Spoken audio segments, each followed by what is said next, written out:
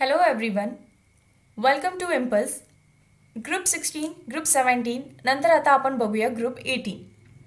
Group 18 एलिमेंट्सनाच inert gases असं म्हटलं जातं. As well as noble gases असं सुद्धा म्हटलं जातं.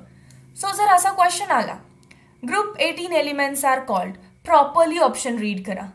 इनर्ट गॅसेस मी ऑलरेडी टिक करून दिलं, पण माझे बरेचसे स्टुडंट्स नोबल मेटल्सला टिक करतात. ते नोबल गॅसेस असतात, मेटल नसतात, सगळे गॅशियस स्टेटमध्ये आहेत. सो नोबल गॅसेस बोलायचं किंवा इनर्ट गॅसेस. चला आहे त्या फॉर्मॅटमध्ये स्टार्ट करूया. Elements of group 18 are called as inert gases.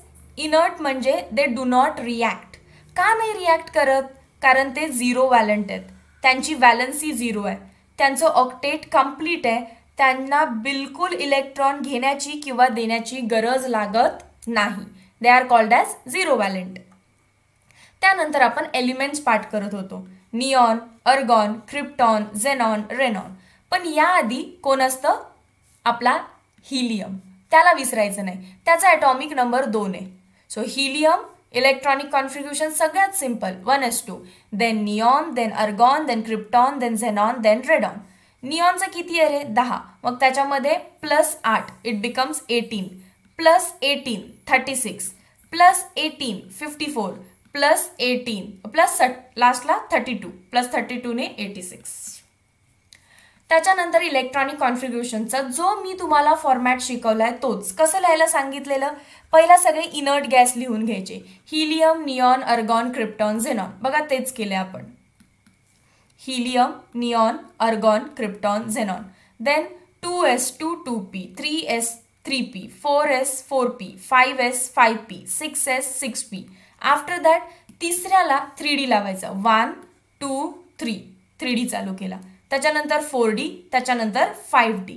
And after that एकच F येणार आहे आणि तो F कुठे असणार? सगळ्यात लास्टला 4F.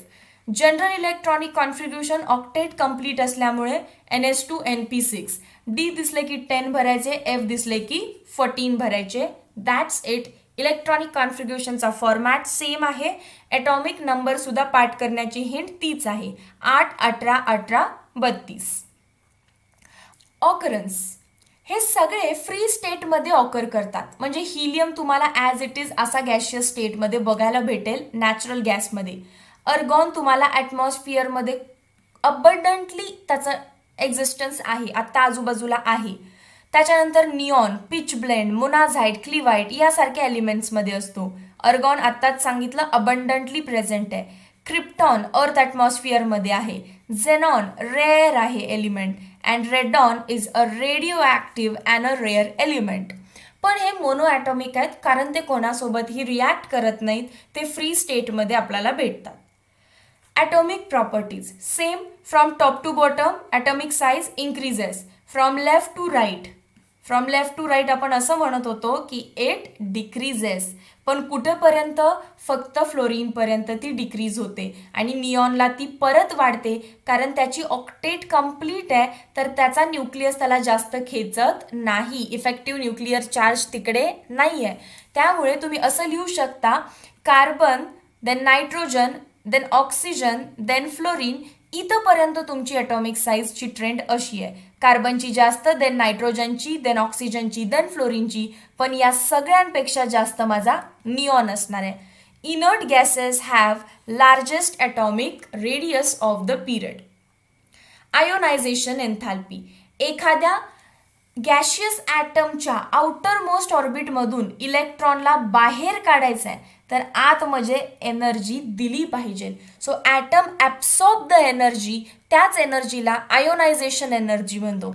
Size is inversely proportional to ionization energy या फिर आयोनायझेशन एन्थॅल्पी. खाली जाईल तसं साइज इन्क्रीज होते, हेन्स आयोनायझेशन एन्थॅल्पी डिक्रीज होते.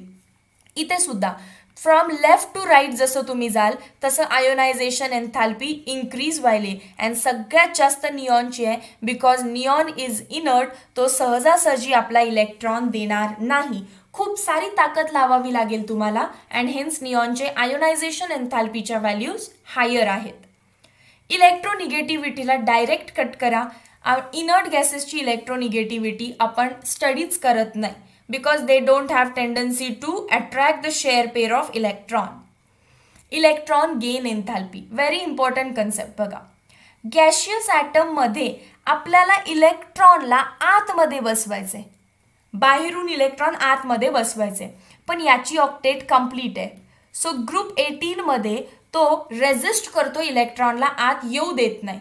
त्यामुळे काय करावं लागेल, तुम्हाला बाहेर अजून पुश करावं लागेल, म्हणजे बाहेरूनच आतमध्ये एनर्जी द्यावी लागेल.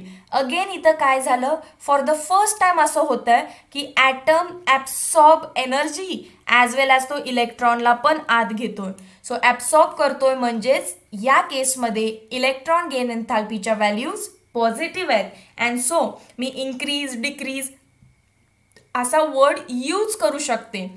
पहिला हिलियमला सोडून द्या, from neon to radon it decreases. And हिलियमचं एक्सेप्शन आहे का, तर नाही, तो ड्युप्लेट आहे ना, त्यामुळे त्याची कमी आहे. ड्युप्लेट स्टेटमध्ये असतो, हेन्स त्याची इलेक्ट्रॉन गेन एन्थॅल्पी खूपच कमी दिसतीये. फिजिकल प्रॉपर्टीज आताच सांगितलेलं, ते कोणासोबत रिॲक्ट करत नाही. सो हिलियम असाच राहील, अर्गॉन असाच राहील, निऑन असाच राहील, क्रिप्टॉन असाच राहील, झेनॉन असाच राहील. मोनो ॲटॉमिक स्टेजमध्ये एक्झिस्ट करतात. आता ते कोणासोबत बॉन्डच बनवत नाहीत, तर ते कसे आहेत, नॉन पोलर आहेत, त्यांच्यावर कोणताही चार्ज नाही आहे. त्यामुळे पोलर वॉटरमध्ये ते स्पॅरिंगली सॉल्युबिलिटी दाखवतात. आता अर्गॉन एक मॉलिक्यूल दुसऱ्या अर्गॉनसोबत जे इंटरॅक्शन दाखवतो ते सगळ्यात वीक आहे, कारण ना या ऑर्गॉनवर चार्ज आहे ना या ऑर्गॉनवर. इट इज सगळ्यात वीक कोण असतं, van der Waals force. So van der Waals force of interaction आहे, सॉलिड स्टेटमध्ये आपण बघितलेलं. वीक इंटरॅक्शन असल्यामुळे low melting and low boiling point आहेत. इतका लो की हिलियमचा 4.2 केल्विन आहे. 4.2 it's a very low temperature. त्यानंतर बघा आता ऑक्सिडेशन स्टेट. खूप सिंपल पोर्शन आहे हा. ऑक्टेट कंप्लीट आहे, याचा अर्थ they have stable valence shell electronic configuration NS2 NP6 with completely filled orbital. बघा S पण फिल आहे, P पण फिल आहे. They have no tendency to lose and gain electron. ना ते इलेक्ट्रॉन गेन करतील ना लूज करतील, आणि म्हणूनच ते कोणासोबत बॉन्ड बनवत नाहीत, मोनो ॲटॉमिक स्टेजमध्ये राहतात. पण जो झेनॉन आहे, झेनॉनची साईज मोठी आहे, ॲज वेल ॲज त्याच्याकडे डी ऑर्बिटल आहे, त्यामुळे तो लार्ज नंबर ऑफ कंपाऊंड्स बनवतो. आणि जर तो असे कंपाऊंड्स बनवत असेल तर प्रत्येक कंपाऊंडमध्ये त्याची वेगवेगळी ऑक्सिडेशन स्टेट असणार आहे. XeF2 मध्ये +2, XeF4 मध्ये +4, याच्यामध्ये +6, याच्यामध्ये +6 अँड याच्यामध्ये -2 -4 +6. ऑक्सिडेशन स्टेट तर तुम्हाला काढता येते, कॉर्डिनेशनमध्ये शिकवली आहे मी. त्यानंतर आपण असा काहीतरी चार्ट करायचो, केमिकल प्रॉपर्टीज. ऑक्सिडेशन स्टेट तुम्ही आत्ताच बघितलं. ऑक्सिडेशन स्टेट अशी कुठली कॉमन नाही आहे त्यांच्याकडे, बिकॉज त्यांचं ऑक्टेट कंप्लीट आहे. पण झेनॉन वेगवेगळे कंपाऊंड्स बनवतो आणि त्या वेगवेगळ्या कंपाऊंड्समध्ये तो +2, +4, +6 सारखी ऑक्सिडेशन स्टेट दाखवतो. रिॲक्टिव्हिटी टुवर्ड्स हायड्रोजन शिकायचीच गरज नाही, कारण रिॲक्ट करतच नाहीत ना, इनर्ट आहेत. रिॲक्टिव्हिटी टुवर्ड्स ऑक्सिजन रिॲक्ट करतच नाहीत, शिकायची गरजच नाही आहे. रिॲक्टिव्हिटी टुवर्ड्स हॅलोजन हे शिकतोय, कारण झेनॉन कंपाऊंड्स हॅलोजन सोबत रिॲक्ट होतात अँड समटाइम्स क्रिप्टॉन सुद्धा हॅलोजन सोबत रिॲक्ट होतात, त्यामुळे ते आपण बघायचे आहेत. आता रिॲक्टिव्हिटी ऑफ ऑक्सिजन म्हणजे ते ऑक्साईड फॉर्मेशन्स बद्दल बोलतात. अँड झेनॉनचे जे काही ऑक्साईड्स आहेत, XeO3, XeO4, XeOF समथिंग, हे झेनॉन कंपाऊंड्स म्हणून सेपरेट पोर्शन आहे, त्यामध्ये शिकवला जातो. सो आपण रिॲक्टिव्हिटी विथ हॅलोजन बघणार आहे आणि मेटलसोबत ते रिॲक्ट करणार नाहीत. Again they are inert. मग आपलं फक्त एकच राहिलं, रिॲक्टिव्हिटी टुवर्ड्स हॅलोजन. ऑक्सिडेशन स्टेट तर आपण आधीच केलं. बघा, xenon react with direct combination तो फ्लोरीन सोबत करतोय. झेनॉन पण गॅस आहे, फ्लोरीन पण गॅस आहे. 673 टेम्परेचर दिलं, 1 ॲटमॉस्फिअर. XeF2 सॉलिड स्टेटमध्ये आला. सॉलिड आहे म्हणजेच क्रिस्टलाइन सॉलिड आहे, ॲज वेल ॲज तो एक कलरलेस सबस्टन्स आहे की ज्याला 298 केल्विन म्हणजे रूम टेम्परेचर 25 डिग्री सेल्सिअसला तो लगेच सबलाईम होतोय, म्हणजेच गॅशियस स्टेटमध्ये कन्वर्ट होतोय, सॉलिडचं डायरेक्ट गॅशियस स्टेटमध्ये. आता तो एक फ्लोरिनेटिंग एजंट आहे, कारण त्याच्याकडे जास्त सोर्स आहे फ्लोरीनचा. क्रिप्टॉन पण समटाइम्स सेम रिॲक्शन करतात. Krypton plus F2 gives KrF2. Same reactions like xenon. Xenon खूप सारे कंपाऊंड्स बनवतो. झेनॉन फ्लोरीन सोबत कंपाऊंड्स बनवतो. झेनॉन ऑक्सिजन सोबत कंपाऊंड्स बनवतो. झेनॉन कंपाऊंड्सच्या ज्या नोट्स आहेत ते मी याच्यामध्ये पूर्णपणे तुम्हाला प्रोव्हाइड केलेत, पण हा डिलीटेड पोर्शन आहे. इन केस तुम्ही जर जेईसाठी प्रिपेअर करत असाल तर ही स्लाइड तुम्हाला युजफुल होईल. त्यामध्ये सगळ्या रिॲक्शन्स मी एनरोल केलेल्या आहेत. सिमिलरली झेनॉन कंपाऊंड्समध्ये या गोष्टी मला वाटतं कट करायला नाही पाहिजेत, बिकॉज खूप इम्पॉर्टंट आहे. सेम मी तुम्हाला जे ग्रुप 17मध्ये शिकवलेलं सेंट्रल मेटल ॲटम लिहायचा आधी किंवा सेंट्रल एलिमेंट लिहायचा, XeF4 करूया आपण, त्याचा शेप बघू करेक्ट येतो का. किती इलेक्ट्रॉन्स असणार तर आता आउटर मोस्टला 8 इलेक्ट्रॉन, ऑक्टेट कंप्लीट असतं. त्यातले 4 फ्लोरीन सोबत बॉन्ड बनले, 1 2 3 4. म्हणजे काय झालं रे, 4 bond pair 2 lone pair, sp3d2. Octahedral ही त्याची जॉमेट्री आहे. सो तुम्ही ड्रॉ कसं कराल ऑक्टाहेड्रलला. 6 म्हणजे काय येणार आहे, खाली 4 fluorine, 1 fluorine 2 fluorine 3 fluorine 4 fluorine, आणि ॲक्झियलला ऑलवेज काय जाईल, लोन पेअर. सो हे झालं त्याचं स्क्वेअर प्लेनर स्ट्रक्चर. कसं दिसेल, स्क्वेअर प्लेनर स्ट्रक्चर दिसेल. बघा लिहिलंय त्यांनी स्क्वेअर प्लेनर. पण कीप इन माइंड झेनॉनच्या आउटर मोस्टमध्ये 8 इलेक्ट्रॉन, 1 2 3 4 5 6 7 8, त्यातले 4च बॉन्ड बनलेत. सो 2 लोन पेअर असणार आहे. त्यांनी एकच काढली आहे असं नाही आहे. बघा इथे 1 आहे, खाली दिसतीये ती. अजून 1 लोन पेअर आहे, एक वरती आहे एक खाली आहे. आणि स्क्वेअर प्लेनर हे त्याचं स्ट्रक्चर म्हणजेच शेप आहे, शेप स्क्वेअर प्लेनर. जॉमेट्री विचारली तर ऑक्टाहेड्रल.